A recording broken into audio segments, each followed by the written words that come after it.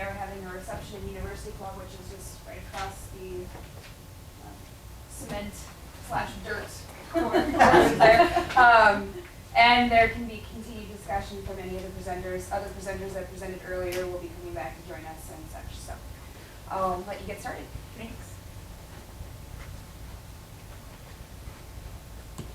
I finally remember the name of this thing, like the dais. It took me like a lot. I was like, am I supposed to talk to the dais or like whatever before? I'm Mario. I'm from the Department of Geography here. I'm a grad student. Well, you'll see more or less what I do. So, except that I didn't print out when I was making my transition, so I'll just guess. All right. Every day for the past 17 years, a collective of women in the rural Veracruz community of La Patrona have given food, water, and clothing to migrants riding freight trains north who pass through their community. Comprised of an extended family, their neighbors, and a few friends, they've become somewhat famous in Mexico as Las Patronas. First, in the mid-2000s documentary De Nadie, currently as a source of human interest stories for both state and national newspapers, Televisa and TV Azteca network news programs, and international Spanish-language media like the Bogota-based NTN 24 or NTN 24, and CNN's Spanish-language newscast. And so this is a couple of them. This is Milenio. This is the local newspaper. I'll talk about that, El Universal, in a second.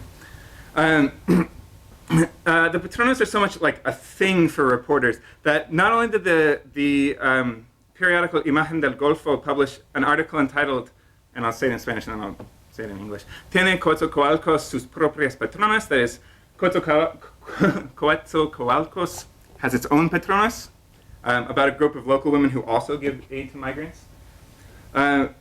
But indeed, the Patronos Vocera, as they call her, was named by El Universal in Mexico City as one of their 25 reasons to believe in Mexico, which is this up here. I can't quite reach it, but maybe my finger can. That's Norma, the Vocera. What makes the Patronos particularly salient for media coverage is in large part that they give their food, their water, their clothing while the trains are moving. It makes for a great media spectacle. A rotating group of plain, rural, everyday Mexican women who stand dangerously close to oncoming trains as migrants, who are nearly always young men, as you can see in these pictures, hang off the sides to take the bundles the women have tied together. Indeed, the everydayness is perceived as key to their sort of marketability, if you think of it as that. Indeed, while I was in La Patrona in the summer of 2011, for instance, filmmakers decided to shoot a pilot for a documentary TV series titled Héroes Cotidianos, or Everyday Heroes. Now, reporters I've spoken with, the Patronas themselves, and other respondents in Mexico report that over the last decade, Mexico and Mexican culture have seen a general trend in which immigrants, and especially immigrants from Central America, are being humanized to a degree that hasn't been seen in recent times. This is a trend I've only found small traces of in the academic literature, so I want to spend maybe 2 paragraphs talking about it now. While exploitation of migrants throughout Mexico, and especially migrant labor, is still pervasive, what's beginning to change is the social response when this is brought to light. The actor Gael Garcia Bernal, for instance, collaborated in 2010 with an Amnesty International documentary called Los Invisibles, which is about Latin American migrants, so these folks, similar to these folks on the train, who are traveling through Mexico. Included in it is a short interview with the Father Alejandro Soledinde, who, as the head of the Catholic Pastoral Care Network for Migrants, which has about 53 sites, locations where they work, has been instrumental in using his moral authority to shame government officials who mistreat migrants or allow mistreatment to occur. So such a change in mentality comports with the experience of the Patronas. The Patronas report that for the first 10 years of doing their action, that is from 1995 to 2005, they paid for themselves for the food and clothing that they give. Today, however, the food comes mostly from donations. And while the most useful donations are the 50-kilo bags of rice and beans, or bottles of cooking oil, which come in these sort of big, individual things, but in big cardboard trays. The Patronas accept all sorts of gifts from all sorts of people, strangers, near strangers, and friends. With media attention on migration in Mexico has come political attention.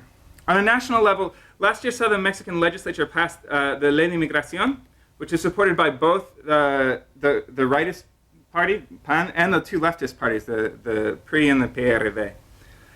The law in many ways decriminalized undocumented migration, especially by Central Americans, though importantly, it does not decriminalize working without a valid work visa. And I can talk more about that in question time if you want. Likewise, the Mexican federal government produces a number of materials for migrants, both to inform them of their rights and to give them resources when their rights have been violated. And even further, it runs TV advertisements trumpeting all of these things. So if you watch Mexican TV, or at least the last sort of 6-8 months, you'll see all these like TV commercials that are specifically for migrants who are living in Mexico or traveling through. Thus, the Patrones, as a sort of collective predating the fad, as it were, have become the object less of political attention themselves, as much as the object of attention of politicians. And during the 8 weeks that I stayed in La Patrona, the town, so 6 last summer and then 2 in January, I personally met executive officials at state offices for human rights of Veracruz, for development, and for migration, as well as 2 different federal legislative deputies and people who are some people high up in the office of the governor of Puebla state, which is next door to Veracruz. So those are the heads, more or less, of all of those different departments who just came to show up to say, like, hi, we want to take a picture with you. It's weird. These functionaries and political appointees tend to come bearing gifts or asking what they can make happen for the Patrones. So this paper investigates the politics of one such gift, that of a water purifier donated by the Cordoba Rotary Club. Cordoba is the nearest city to where the Patrones live, and facilitated by the local legislative deputy. As one might expect, even though Rotary paid for the filter, it's the deputy's name that's largest on the sign next to it at the kitchen where there's some migrants. Here's the kitchen. So the sign, it's behind this picture, unfortunately. I don't have a picture of the filter, but it's behind those boxes. And there's a sign on the wall there. This is where they make food. Well, a few months after installation, when I arrived in the summer, the Patrones did not remember exactly how much the purifier cost. They did remember that it was extremely expensive. And I will say that Rotary, a source from Rotary tells me that it cost more than $1,000 US, which is about the third that like a house costs in La Patrona. So you can see, like, that's a lot of money. Importantly, even more than this, rather, even more importantly than that it was expensive, the Patrones recognized that the filter doesn't actually do very much to improve the health of the migrants on the freight trains. So I'll go back to them. You can see, here's some of these guys. Those are migrants. This is not to say that the purifier is mechanically deficient. It's not. In fact, it functions quite well. But questions of epidemiological exposure are more complex than they might seem at first. The water the purifier replaces comes from deep well water. So this is a well. That's really far down, by the way. This is a picture taken down of a well. So the ultimate change in epidemiological risk between migrants between the two sources is extremely low. Even more so, while a fast journey for migrants on the train is about 3 weeks from the Guatemalan border to the US border, a more typical work journey takes 6 to 8. This 6 to 8 weeks, as Sonia Nazario has reported, sort of in the most popular account, is often characterized by migrants drinking from puddles, from troughs, from rivers carrying raw sewage. I'll note here that Nazario's account comports with personal observations in my fieldwork, as well as informal conversations with southbound migrants, so migrants who are going home, who found their way to La Patrona, and with a permanent resident of La Patrona who had taken the train north himself about a decade earlier. So if not to purify water, what's the purifier for? I want to suggest that the primary purpose of the purifier is political. And the remainder of this talk will be to explore the purifier's politicalities. So to start, the Patrone's relationship with the deputy is one that they continually and actively manage. This is the deputy who facilitated, whatever that means, the donation. In addition to her federal duties, the deputy holds a statewide executive job, as is common in Mexico, as the head of the Veracruz State Agency for Migrants. The purifier is not her only gift. Indeed, when I was living in La Patrona, during one such visit, I'll just go back to this picture. I was living in La Patrona during one such visit by the deputy. After a quick inspection of the papeleria, so this is behind a papeleria, like a paper store that one of the Patrones owns, and an inspection of the kitchen and the back storage area, which is, I don't know what direction I'm facing. Well, it's around the corner this way. A photographer in tow the entire time, of course. The deputy asks how she might support, that is, like, dar apoyo, the Patrones. She specifically asked if the Patrones wanted another pickup truck. The Patrones said no, but one collective member talked about her son's trouble getting a driver's license, and then some discussion, as you might ensued between lots of people, at which point another Patrona intervened, changing the subject to the expense of the electricity bill, which I'll get to a little bit later on. The deputy, who had seemed open to sort of intervening in the driver license saga, dodged the issue of the electricity and soon made her way to another appointment. Now, a few days later, the Patrones had a really big argument about the deputy's visit. And the argument was really complex, and so I can't do justice to it in a talk, but it boiled down to sort of three main issues that they were arguing over. First, the question is what they ought to ask for, or ask for, when politicians show up. And typically politicians show up without prompting. Like the deputy in this case, like they had no idea she was going to come. She just like drove up and was like, here I am. Like who were wanting to know how to help. In other words, what should they say to these people, right? Second, what's the appropriateness of asking for things that only benefit one Patrona, one of the women, who, like the driver license or the electricity bill? And this part of the argument ended up being sort of diverted and digressive into like how you might organize requests by need, because the Patronas all own sort of different amounts of stuff and are like there's a big wealth disparity between them. So that got derailed and sidetracked, and then like other parts of the argument started. And third, and sort of most importantly for the point I want to make here, they argued about how to protect themselves from politicians.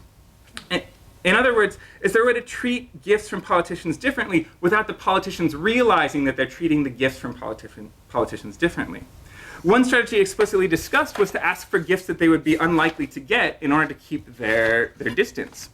The Patrona who owns the papeleria claimed that the request for help with the utility bill was partially to protect everyone in this way, many of whom, like, nobody bought it, or like some people bought it, but I don't know if it's true or not. That's what she claimed. The point here is that patronage is well understood by the parties involved. Indeed, the Patronas had a long discussion about the deputy during my return visit in January. And it's worth noting that the Patronas are not incorporated. They're not an AC. They're not in the Asociación Civil, like an NGO. They're not, in the eyes of the law, anything at all. This has been a deliberate choice and a political one, but they are nevertheless still a group, still a collective. The Patronas understand well that they are in a very difficult spot with the deputy. They both cannot say no to her and risk angering her with a lot of material clout in the balance, both in terms of what she'll bring, what she'll prevent from coming, and again, as the head of the migrant agency for the state of Veracruz. But they also can't say yes without falling into a patronage relationship, a clientelismo relationship with her. So her gifts aren't really gifts. But there's more politics, more material politics in play here as well. As the Patrona who owns the papeleria noted, the electricity bill is quite high, and this is actually directly due to the Purifier. There's a UV lamp that it uses. Recall, too, that the Patronas gave previously, the water that the Patronas previously gave came from well water. So in small part, the Purifier affects an economic alteration. A gift economic practice, that is something that they just give away, right, becomes, with the filter, or with the Purifier, embedded in a network of capitalist relations. Residents of La Patrona, Patronas and otherwise, told me that bypassing the electric meters was a bad idea, and nobody would elaborate more, but I did ask. And so, of social life, the other way of appropriating electricity non-capitalistically, i.e. theft, is not understood as feasible. Thus, water that used to be free, just the cost of lifting it, now costs money, about 300 pesos per 2-month cycle, so that's the increase in the bill, without counting the substantial government electricity subsidy, which is about half of the bill. So the real cost is somewhere around 600 pesos per 2 months. Without speaking to the monetary shift, it's clear that the economic shift is not an accident. There we go. A respondent, the same respondent I was talking about earlier from the Cordoba Rotary Club makes this clear. And he's describing this process of when they give things. He says, we as a club sign an agreement with the schools and all those institutions, universities, homes, in this case he's meaning like orphanages and old people's homes and stuff like that. Places like the Patrones, in which our obligation is to provide the purifier. The obligation of each institution is to do the necessary maintenance, that which follows from proper use. That's the function of the club. It would be impossible that the club has to provision the filters and lamp bulbs, and besides which, it wouldn't be just. We do our part and the school does the other part, for the children, for the students, for the old people in a retirement home. The equation doesn't work if there's not responsibility. It wouldn't be functional. What I'd like to briefly point out here is the work that the discourse does, the discourse that he's using. The words used, and this is true through the whole of the interview, words like obligación, responsabilidad, justo, even ecuación, strongly connect to specific metaphysical views about individuals and individual roles in social life. In short, these comport with individualist notions, and we might go further and say neoliberal or homo economicus notions, of how social life is to occur. Such terms don't work with the Patrones' action, though. Is there responsibility of migrants to take food? Is there an equation to gift giving? Right? These things don't work. The economic change seen here, again, gift economy to capitalist economy, is essentially assumed. It's taken for granted. The economic work of the purifier alters social relations of production. As about the relation of work to labor, the economic is not simply reducible to representation, even admitting that labor is socially constructed and that representation is clearly requisite for ideas of something like money. Okay. So that's a really short empirical part. Now I get to the theory part, which is what I actually do. So hopefully this is clear enough. I want to close this paper by thinking about object politics for a moment. Clearly the purifier is politicized through its use in a political action, that is the Patrones giving to illegal migrants. It's further politicized in its entanglements with the deputy, with the Rotary Club, with capitalism. But the larger question of object politics, as apart from politicized objects, has occupied theoretical attention at least since Heidegger, and more recently, you can talk about McLuhan, and more recently in geography especially, questions of materiality. So there is, of course, the growth of actor network theory, which approaches the question of politicality of objects by rethinking the category of agency, typically proposing a cosmology in which actors becomes an accomplishment of a coalition of actants or actons, depending on how French you want to be with the terms. I don't speak French. I feel weird saying that. And only in concert can the actants affect change. An even more recent working ally to A&T approaches, and perhaps seen in terms of the history of thought as an outgrowth of them, has been Jane Bennett's idea of vibrant matter, in which matter itself is reformulated as a sort of vibrant materialism meant to expand definitions of politics, and she's very explicit that she's trying to expand politics. From the anthropocentric to include formulations in which the capaciousness, and that's her word, of matter carries a political weight. But, and this is where I'm a geographer, even within more traditional meanings for politics, such as Raymond Geiss's sort of very famous formulation, most recently as who does what to whom for whose benefit, we run into questions of, for lack of a better term, scale. How big and how small is whatever we're talking about when we talk about the political? In Discipline and Punish, for instance, Foucault suggests that politics are literally inscribed on human bodies. And Karen Barad does something similar when she talks about when she talks about piezoelectric crystals and sonograms. Right? This is a different scale to politics than, say, like the historical materialist one, just to give a contrast. And I use it to open, with the description of the purifier thus far, the questions of where the locus of politics lie.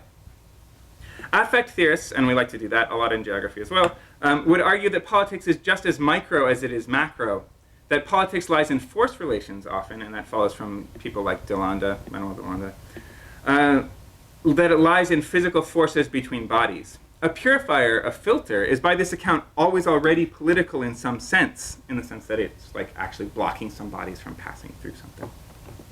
Likewise, when objects as unities are not static but relational, when you start thinking of objects as things not sitting on the wall but are consuming electricity, that are processes, we might provisionally begin to ask how changing materiality, like by consuming electricity and doing stuff, is a form of political action. The goal here is to ground these discussions about materiality and politics, that is, to ground politics in a weird way. Sociality, social life, entails materiality. Materiality is not passive in the sense that it's no medium through which sociality passes. In other words, materiality not only sets the conditions of possibility for social life, but is itself social life. As Bruce Brown and Sarah Watmore, both geographers, have argued, and I quote, "Our embodied relations with things are not something that comes to be added to human life. The human body and its capacities emerge as such in relation to a technicity that precedes and exceeds it. There's no body, no original body, no origin outside this relation, i.e. the relationship between the human body and its capacities through stuff. No thinking, no thought, no logos without that which forces thought." What Brown and Watmore want to claim is that subjectivities are co-constituted with the technologies that we use and build and create as we live every day. Technology, or rather in their formulation technicity, and their formulation is taking off an idea from Derrida, is the bridge between subjects and things, or subjects and matter, or subjects and materiality.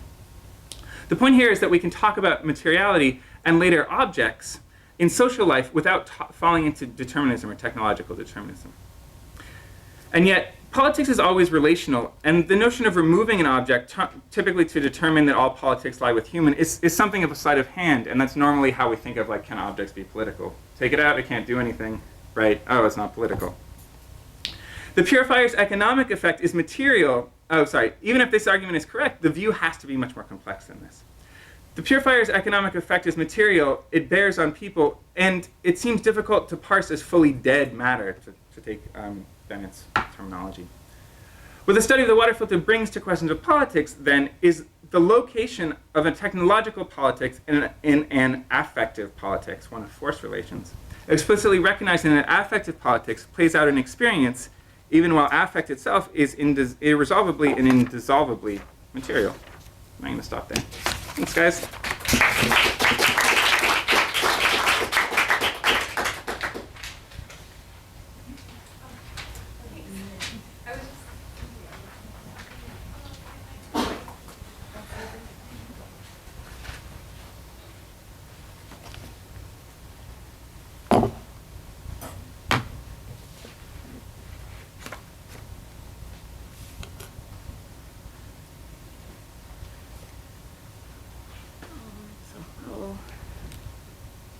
I'm growing old and reading goes better without glasses by now. That's what I think it's it. Hi, my name is Susanne. Thank you for having me. I'm going to talk about South-South relationships in higher education between Portuguese-speaking African countries and Brazil. And I'm going to present to you the current stage of my dissertation research, the progress of which I'm owing to some extent to the funding provided by LACIS last summer so that I could go and visit some Brazilian universities. I am broadly interested in the role of higher education for development in African countries. I focus on South-South and cooperation between Portuguese-speaking African countries and Brazil. In the first half of my presentation, I introduced the internationally integrated Lusophone Afro-Brazilian University in Brazil, which is, from now on I will call it UNILAB, which will hopefully be the focus side of my dissertation research. And in the second half of my presentation, I discussed the idea of solidarity education as a theoretical concept for the analysis of UNILAB. This concept refers to a particular mode of international cooperation in education between Southern and Eastern partners. And embedded in the discussion, I will present 4 schools as historical examples of solidarity education.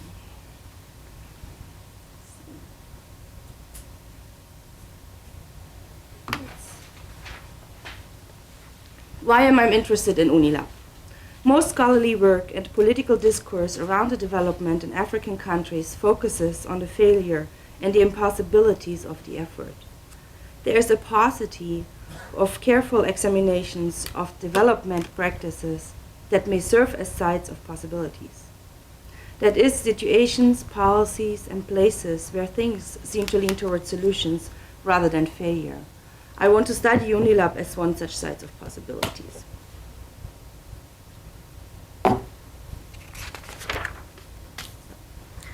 Brazil's role in the world has been changing due to its economic growth and its declining dependence on aid regimes since it paid off its debt with the IMF in 2006.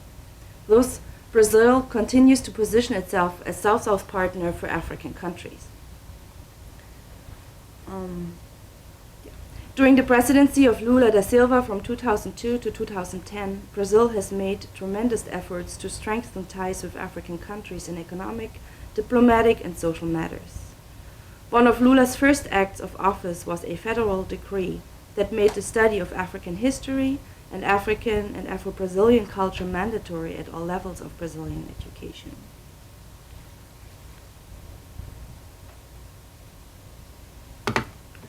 The founding of UNILAB is further rooted in the community of Portuguese-speaking countries, which was initiated in 1989 under the auspices of Brazilian President Sarney.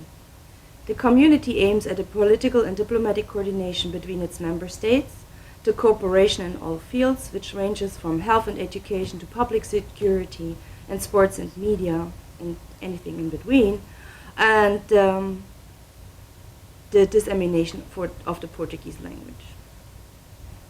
The governing principles of equal sovereignty of member states, non-interference in internal affairs, respect for their national identity, reciprocal treatment, primacy of peace, democracy, rule of law, human rights and social justice, respect for territorial integrity, promotion of development, and promotion of mutually advantaged cooperation guide the community.